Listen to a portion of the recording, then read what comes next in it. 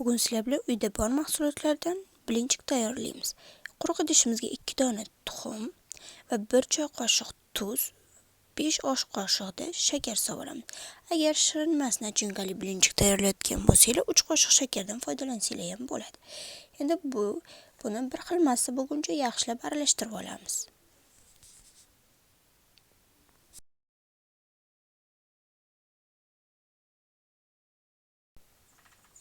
Shunaqa holatga kelgandan keyin xona haroratidagi 500 ml sutni solib, uni ustidan 4 osh qoshiq o'simlik yog'ini qo'yamiz.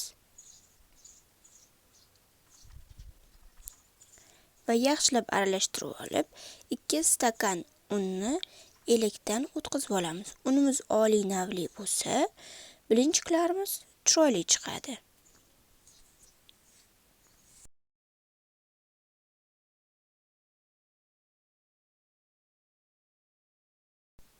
Unni qumoqlari ketguncha yaxshilab aralashtirib olamiz.